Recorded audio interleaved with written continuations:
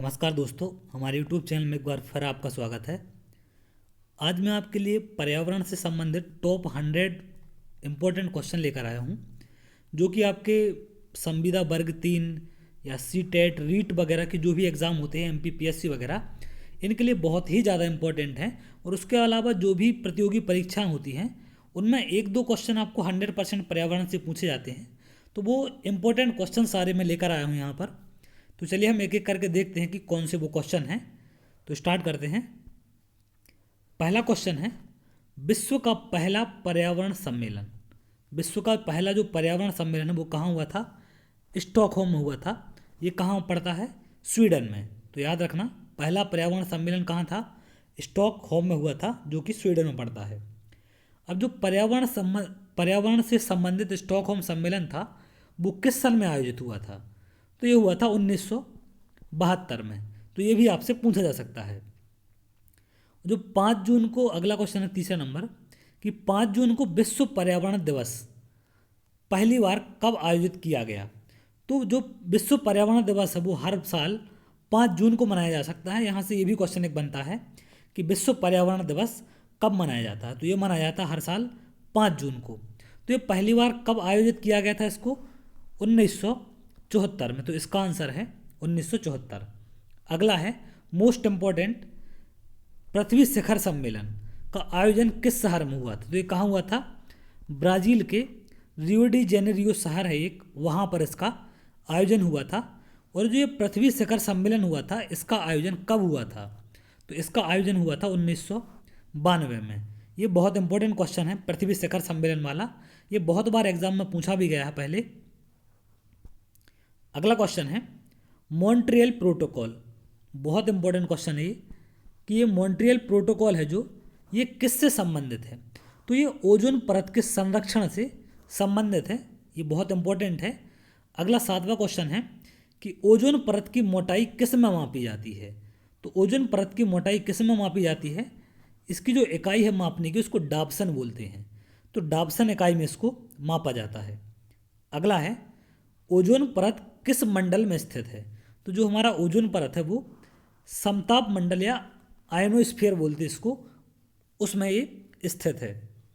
अगला है 9वां question, ozone परत सूर्य से आने वाली कौन सी किरणों को पृथ्वी तक नहीं पहुंचने देती?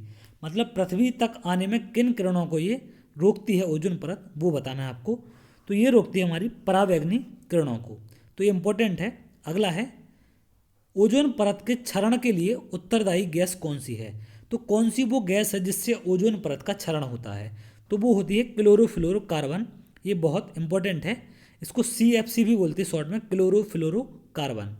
C का मतलब क्लोरो, F का मतलब फ्लोरो और C का मतलब कार्बन होता है। क्लियर है? तो चलिए आगे बढ़ते हैं। अगला है ओजोन परत के क्षरण में क्लोरोफ्लोरोकार्बन का मुख्य स्रोत क्या है? तो जो आपका फ्रिज होता है उससे क्लोरोफ्लोरोकार्बन निकलती है। तो याद रखना, उसको रेफ्रिजरेटर बोलते हैं या फ्रिज बोलते हैं। तो ये फ्रिज से निकलती है आपकी क्लोरोफ्लोरोकार्बन है जो, ये फ्रिज से निकलती है। अगला है ओजोन दिवस कब मनाया जाता है? तो ओजोन दिवस हर साल 16 सितंबर को मनाया जाता है। अगला है कार्बन उत्सर्जन करने वाला दुनिया का सबसे बड़ा देश। तो जहाँ पर सबसे ज़्यादा जनसंख्या है चाइना में, वहाँ पर सबसे ज़्यादा कार्बन उत्सर्जन भी होता है। अगला है 14वां क्वेश्चन, अत्यधिक वर्षा से होने वाली प्राकृतिक आपदा। जब वर्षा ज़्यादा होती है तो प्राकृतिक आपदा उससे जो होती है उसको क्या कहते हैं? बाढ़ कहते हैं। तो इसका आंसर होगा बाढ़। अगला है भारतीय वन प्रबंधन संस्थान कहाँ स्थित है? तो ये इंपॉर्टेंट क्वेश्चन है। ये कहाँ पर है? भोपाल में स्थित है। तो ये बहुत बार पूछा गया है कि भारतीय वन प्रबंधन संस्थान है। MPPSC वगैरह के एग्जाम में बहुत बार आया ये क्वेश्चन कि ये कहाँ पर है? भोपाल में है। और अगला क्वेश्चन है वन अनुसंधान संस्थान। ये था आपका भारतीय वन प्रबंधन संस्थान। और अगला क्वेश्चन क्या है? वन अनुसंधान संस्थान कहाँ स्थित है? तो ये उत्तराखंड के देहरादून में स्थित है। ये दोनों इंपॉर्टेंट क्वेश्चन हैं। वन अनुसंधान संस्थान है जो, वो कहाँ है? उत्तराखंड के देहरादून में। और जो भारतीय वन प्रबंधन संस्थान है ये आपका भोपाल में है। अगला है किस वृक्ष को पर्यावरण का दुश्मन कहा जाता है? तो पर्यावरण का दुश्मन किसको कहते हैं? यूकेलिप्टस को। यूकेलिप्टस को पर्यावरण का दुश्मन कहा जाता है। अगला है 18वां क्वेश्चन, वर्तमान में भारत में कितने टाइगर रिजर्व हैं?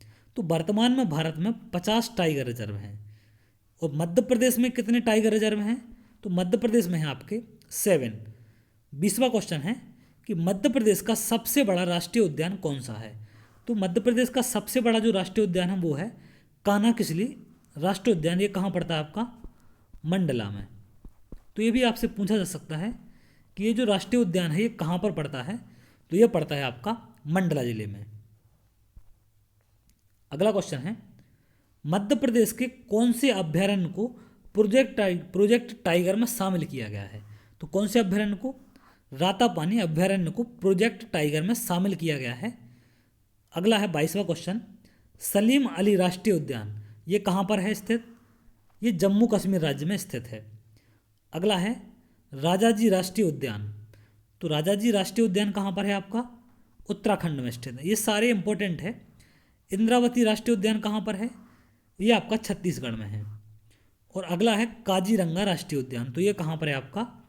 असम में। ये चारों पांचों इंपॉर्टेंट है बहुत, कि सलीम अली कहाँ पर है? जम्मू कश्मीर में, राजाजी राष्ट्रीय उद्यान उत्तराखंड में, और इंद्रावती आपका छत्तीसगढ़ में, और काजीरंगा कहाँ पर है? असम में। तो ये याद रखना। अगला है कौन सा राष्ट्रीय उद्यान एक सिर वाले गैंडे के लिए प्रसिद्ध है? तो काजीरंगा राष्ट्रीय उद्यान जो कि कहाँ पर है? असम में है। तो ये एक सिर मतलब एक सिर वाले गैंडे के लिए प्रसिद्ध है। अगला है वन विहार राष्ट्रीय उद्यान कहाँ है? तो ये वन विहार बड़े तालाब के पास भोपाल में स्थित है। मध्य प्रदेश के भोपाल में जो बड़ा तालाब है उसके पास में ये स्थित है। अगला है राजीव गांधी राष्ट्रीय उद्यान किस राज्य में स्थित है? तो राजीव गांधी राष्ट्रीय उद्यान कहाँ पर है आपका? राजस्थान में। अगला क्वेश्चन है, इंपॉर्टेंट क्वेश्चन है बहुत, कि मध्य प्रदेश का कौन सा राष्ट्रीय उद्यान सफ़ेद बाघों के लिए प्रसिद्ध है? तो ये कौन सा राष्ट्रीय उद्यान है? बांधवगढ़ राष्ट्रीय उद्यान, जो कि कहाँ पर है? उमरिया में है। तो याद रखना इसका। बांधवगढ़ सफ़ेद शेरों के लिए प्रसिद्ध है। अगला है एशियाई बब्बर शेरों का घर किसे कहा जाता है? तो गुजरात का राष्ट्रीय उद्यान है गिर। गिर राष्ट्रीय उद्यान को क्या कहा जाता है? एशियाई बब्बर शेरों का घर। सबसे ज़्यादा एशियाई बब्बर शेर कहाँ पर पाए जाते हैं? गिर राष्ट्रीय उद्यान में, जो कि गुजरात में है। अगला है जंगली गधा अभ्यारण्य। जंगली गधा अभ्यारण्य कहाँ पर है? ये भी आपका गुजरात में स्थित है। अगला है भारत का कौन सा राज्य टाइगर राज्य के रूप में जाना जाता है? ये बहुत इंपॉर्टेंट क्वेश्चन है। तो टाइगर राज्य के रूप में कौन सा राज्य जाना जाता है? मध्य प्रदेश। अगला है फूलों की घाटी कहाँ स्थित है? तो फूलों की घाटी आपकी उत्तराखंड में स्थित है। तो ये बहुत इंपॉर्टेंट है। अगला है पृथ्वी तल के कितने प्रतिशत भाग जल से ढका है? मतलब पृथ्वी तल का कितने % भाग जल से ढका है, या पृथ्वी पर जो पूरा उसका क्षेत्रफल है उस पर कितने % पर पानी है? तो ये 71% पर पानी है। और 71% पर अगर पानी है तो उसमें पृथ्वी पर पीने योग्य पानी कितने प्रतिशत है? केवल 1%। 71% में से केवल 1% पानी ऐसा है जो कि पीने योग्य है। बाकी सारा समुद्र का जल है तो वो कैसा है? खारा है, तो वो पीने योग्य नहीं है। सिर्फ 1% पानी कैसा है आपका? पीने योग्य है। अगला है विश्व जल दिवस कब मनाया जाता है? तो विश्व जल दिवस मनाया जाता है आपका 22 मार्च को। ये इंपॉर्टेंट क्वेश्चन है। अगला है संसार में सबसे अधिक ट्यूबवेल किस देश में है? तो सबसे अधिक ट्यूबवेल कहाँ पर है? इंडिया में है। 38वां क्वेश्चन है ऐसे लवण जो जल को अवशोषित कर लेते हैं उनको क्या कहते हैं? उनको कहते हैं हाइग्रोस्कोपिक। हाइग्रोस्कोपिक लवण वो कहलाते हैं जो जल को अवशोषित कर लेते हैं। क्लियर है? अगला 39वां क्वेश्चन है किस नदी के प्रदूषण स्तर की माप की जाती है, या किसके द्वारा नदी के प्रदूषण स्तर की माप की जाती है? तो नदी का जो प्रदूषण स्तर है उसको मापा जाता है बीओडी के द्वारा। अब ये बीओडी क्या होता है? तो अगला क्वेश्चन है आपका बीओडी का फुल फॉर्म क्या है? तो इसको बोलते हैं बायोकेमिकल ऑक्सीजन डिमांड। तो इसमें देखी जाती है कि पानी में ऑक्सीजन की कितनी मात्रा है। तो ऑक्सीजन की जितनी ज़्यादा मात्रा होती है उतनी ज़्यादा उसकी शुद्धता होती है।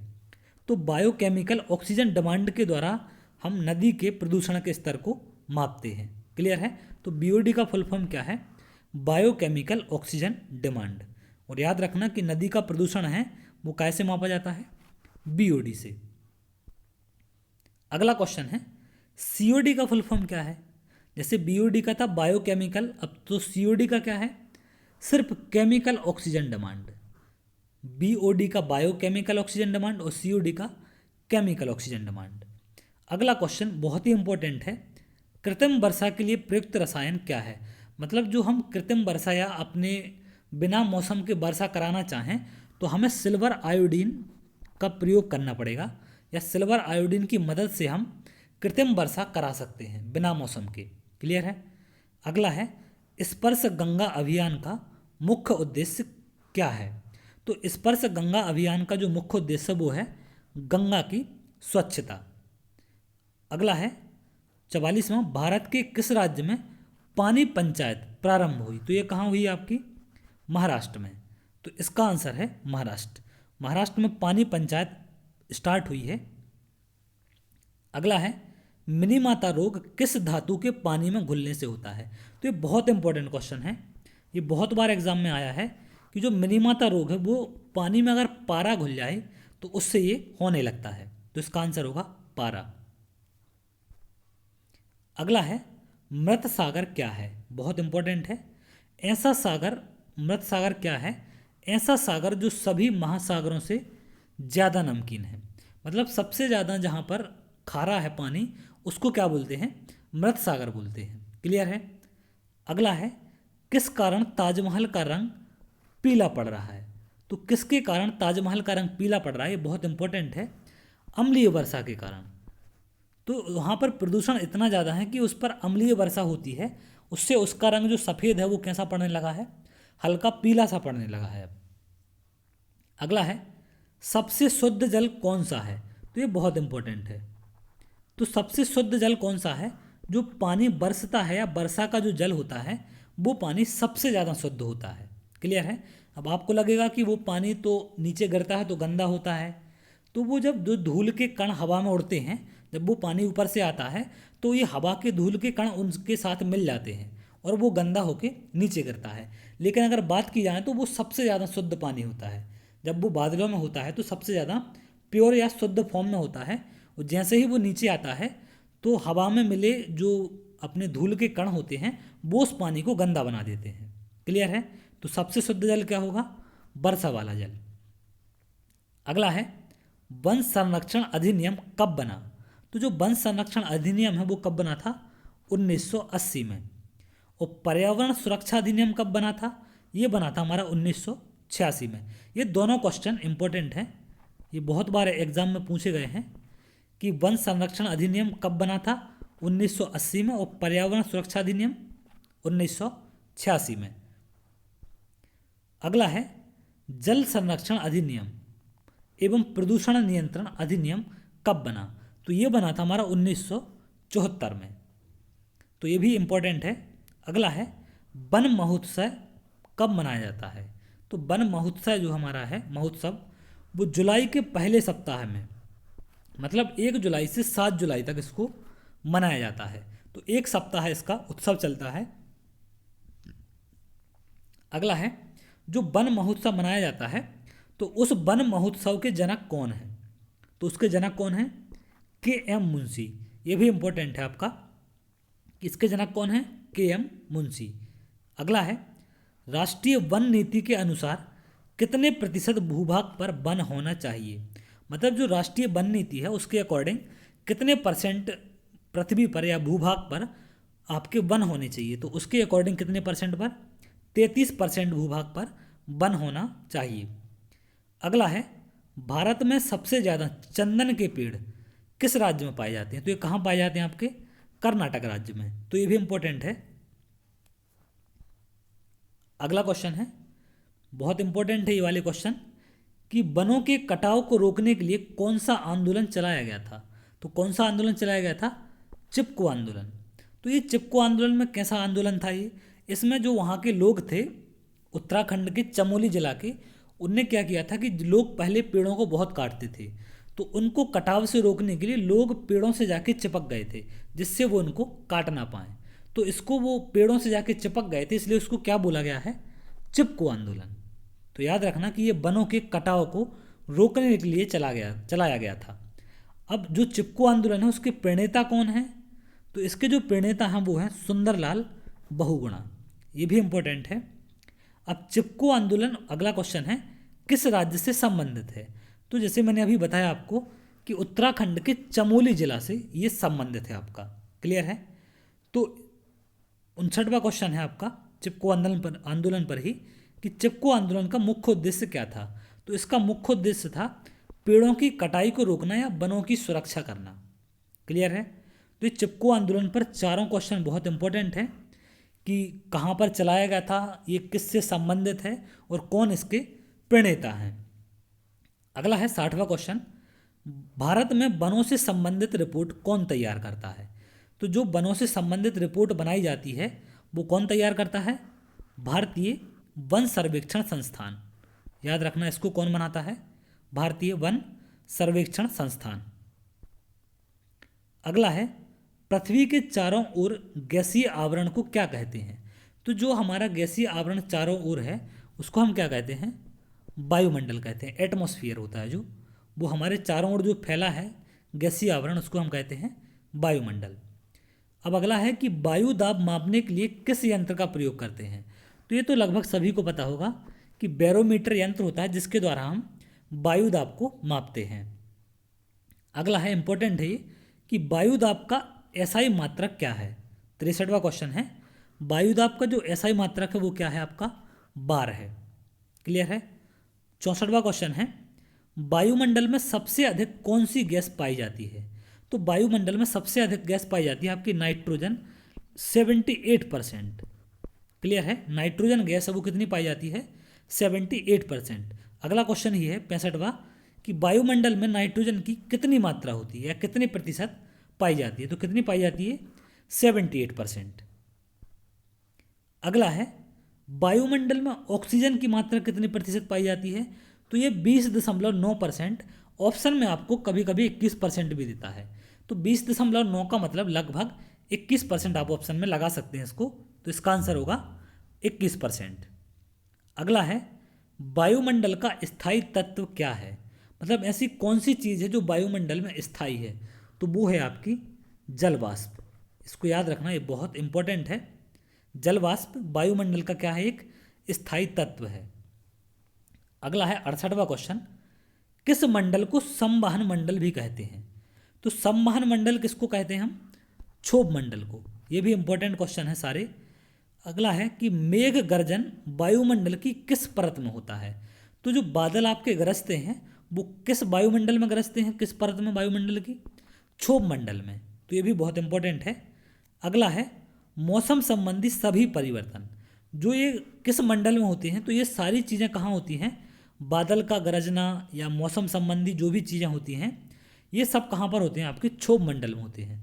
तो इम्पोर्टेंट है सारे, इनको याद रखना कि बादल कहाँ गरजते हैं या मौसम संबंधी परिवर्तन किस मंडल में होते हैं, सब कहाँ होते हैं, आपके क्षोभ मंडल में होते हैं। अगला है, दीर्घ रेडियो तरंगें, जो दीर्घ रेडियो तरंगें हैं पृथ्वी के किस मंडल से परावर्तित होती हैं, तो ये आयन मंडल से, आयनोस्फीयर बोलते हैं इसको हम, आयन मंडल से ये परावर्तित होकर आती हैं। जैसे हमारे यहाँ से जो रेडिएशन छोड़े जाते हैं, जो सिग्नल छोड़े जाते हैं, वो आयन मंडल में जाकर वापस लौटते हैं और सभी के यहाँ प्रसारित होते हैं। जैसे आपने घरों में देखे होंगे छोटे छोटे एंटीने लगे होते हैं, ये कहाँ से किसको, कौन से सिग्नल को कैच करते हैं, तो एक जगह से सिग्नल को छोड़ा जाता है तो वो जाके आयन मंडल में जाके रिफ्लेक्ट होते हैं वापस, और वो जाके सारे जगह फैलते हैं, तो उनको सारे जो छोटे छोटे आपके एंटीने वगैरह होते हैं वो उनको कैच करते हैं। तो ये कहाँ से रिफ्लेक्ट होते हैं, आयन मंडल से। अगला है, वायुमंडल की सबसे ठंडी परत कौन सी है, तो सबसे ठंडी परत कौन सी है, मध्यमंडल, तो ये भी इंपॉर्टेंट है। अगला है, वायुयान वायुमंडल की किस परत में उड़ते हैं, तो वायुयान हम वो वायुमंडल की किस परत में उड़ते हैं, समताप मंडल में, तो ये बहुत इंपॉर्टेंट है। आयनोस्फीयर बोलते हैं इसको हम, समताप मंडल, वहाँ पर हमारे वायुयान उड़ते हैं।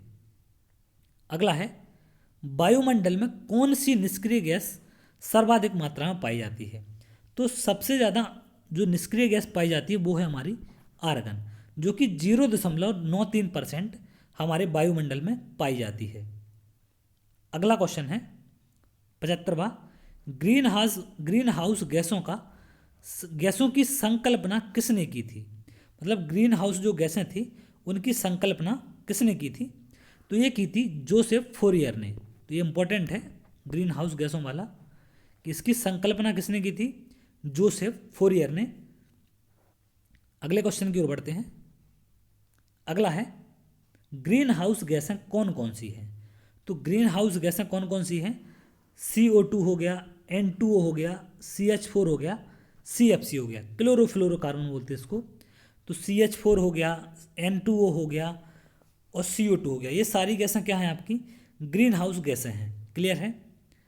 अगला क्वेश्चन है, ग्रीन हाउस प्रभाव में मुख्य गैस कौन सी है? तो मुख्य गैस ग्रीन हाउस प्रभाव में कौन सी है आपकी? Carbon dioxide, CO2। तो ये इंपॉर्टेंट क्वेश्चन है, आपसे बहुत बार इसको पूछा गया है एग्जाम में कि ग्रीन हाउस प्रभाव में जो मुख्य गैस है वो कौन सी है? तो ये है आपकी कार्बन डाइऑक्साइड। अगला क्वेश्चन है, ग्रीन हाउस गैसों के उत्सर्जन से संबंधित प्रोटोकॉल, तो कौन सा है इससे संबंधित? Kyoto protocol. ये बहुत ही ज़्यादा इंपॉर्टेंट है, आपसे पूछे जाते हैं कि ओजोन परत से संबंधित कौन सा है और ग्रीन हाउस प्रभाव गैसों से संबंधित कौन सा है।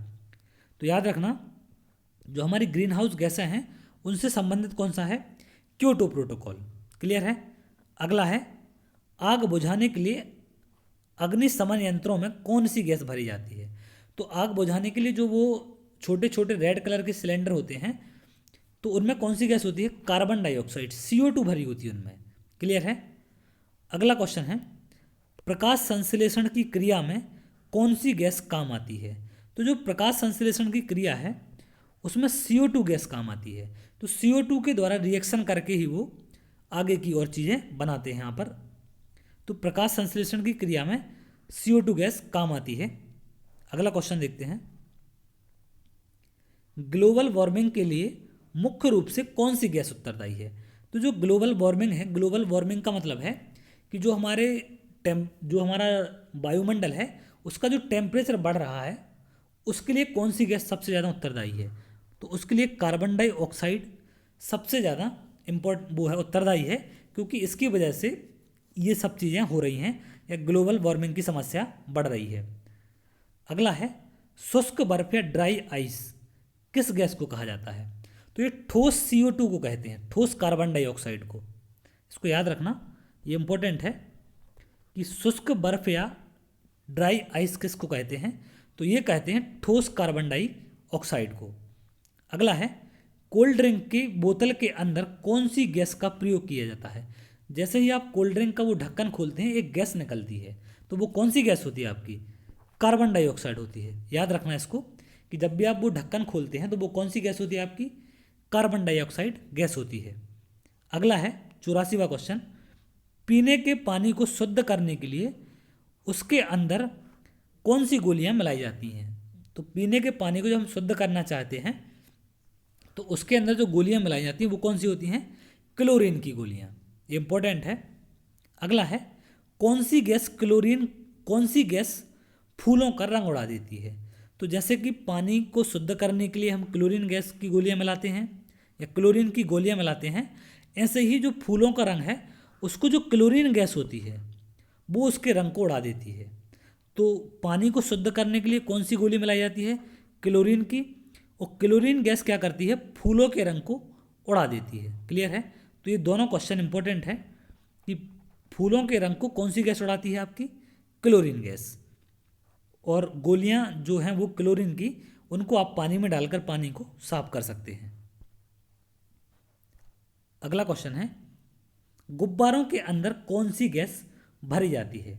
तो गुब्बारों के अंदर जो गैस भरी जाती है वो हाइड्रोजन और हीलियम, इन दोनों को मिला के भरा जाता है। जो वो गुब्बारे उड़ते हैं आपने देखे होंगे हवा में, तो उनके अंदर हाइड्रोजन और हीलियम का मिक्सचर भरा जाता है जिससे वो उड़ जाते हैं, क्योंकि उनका जो प्रेशर होता है, उनकी जो डेंसिटी होती है वो कम हो जाती है अपने वायुमंडल से हीलियम के मिलाने से, और हाइड्रोजन के कॉम्बिनेशन को मिलाते हैं तो उनका जो डेंसिटी है वो कम हो जाती है और वो हवा में ऊपर उड़ जाते हैं।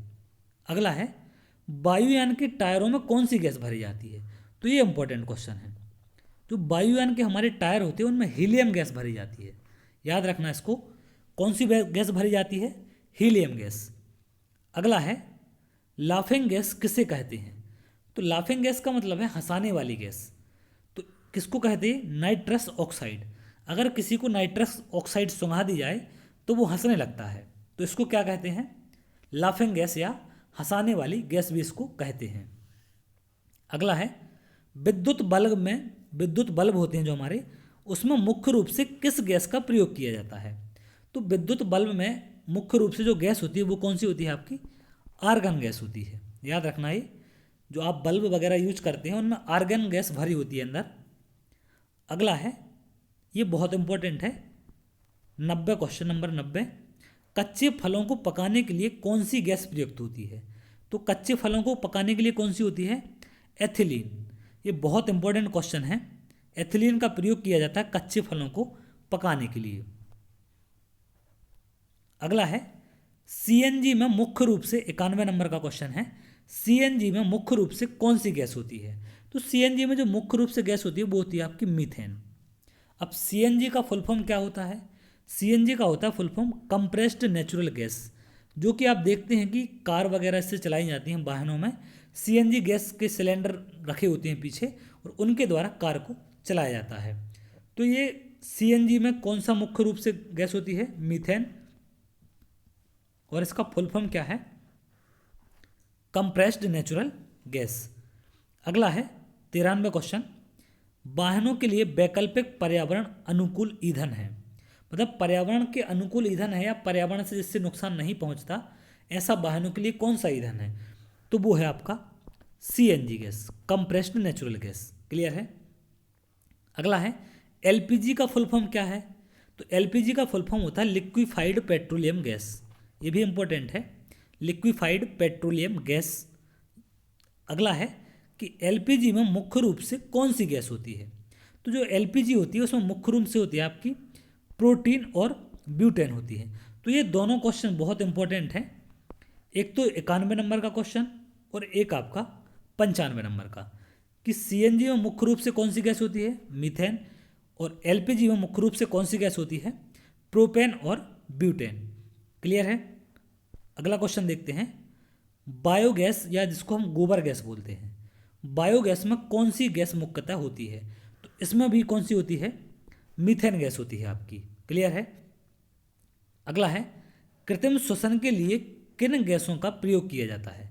जो आप ऑक्सीजन सिलेंडर होते हैं जो आप अस्पतालों में देखते हैं, उनमें ऑक्सीजन और हीलियम को मिक्स करके भरा जाता है, तो वो आपका कृत्रिम श्वसन बोलते हैं उसको हम। जो सिलेंडर से आपको गैस दी जाती है हॉस्पिटलों में, वो कृत्रिम श्वसन कहलाता है, और उसमें जो भरी जाती है गैस वो क्या होती है आपकी?